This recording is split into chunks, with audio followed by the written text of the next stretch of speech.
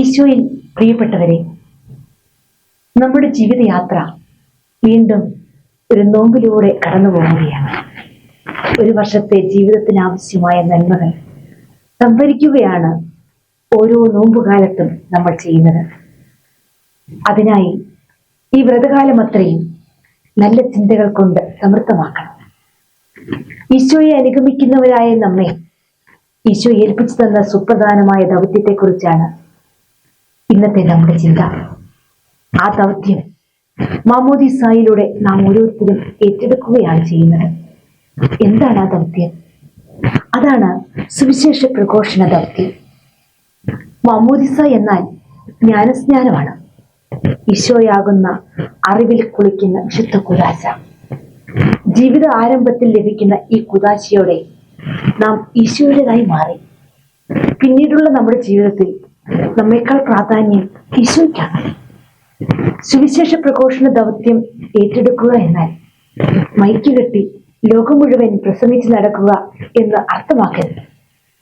ഭൗതിക കാര്യങ്ങൾ സംരക്ഷിക്കുന്നതിനും വളർത്തുന്നതിനും വേണ്ടി സുവിശേഷ പ്രഘോഷണം തൊഴിലായി സ്വീകരിച്ചിരിക്കുന്ന ധാരാളം ആൾക്കാർ നമ്മുടെ ഇടയിലുണ്ട്.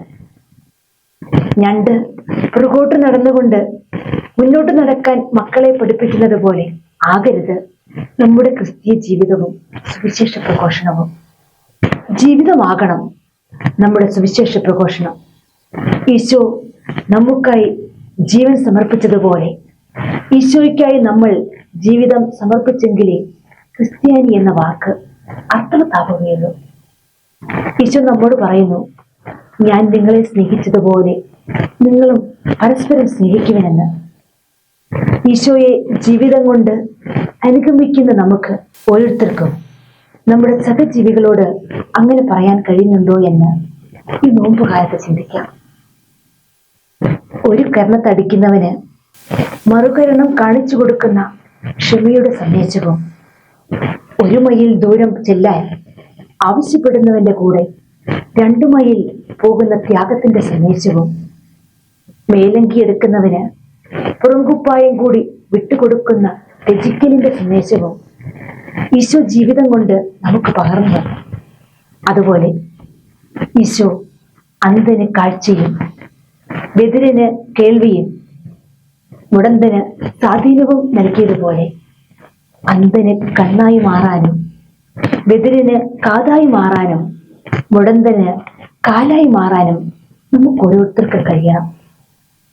ഈശോയുടെ വചനങ്ങളിൽ നിന്ന് വളവും ജലവും വലിച്ചെടുത്ത് ജീവിതം കൊണ്ട് ഫലം പുറപ്പെടുവിക്കുന്നവരാകണം നമ്മൾ ഓരോരുത്തരും. ആ ഫലമാണ് ഓരോ ക്രിസ്ത്യാനിയുടെയും സുവിശേഷ പ്രഘോഷണമായി മാറേണ്ടത്. നമ്മോട് സംവേദിക്കുന്നവർ നമ്മെയല്ല കാണേണ്ടത്, നമ്മിൽ വസിക്കുന്ന ഈശോയെ ആകണം.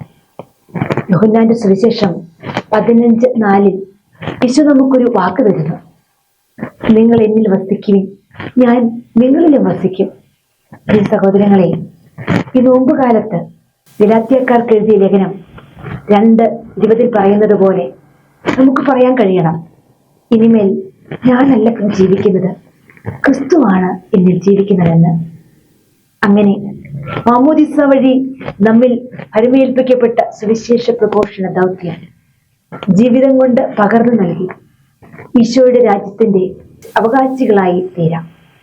എല്ലാവരെയും ഈശോ ധാരാളമായി അനുഗ്രഹിക്കട്ടെ. ആമേൻ.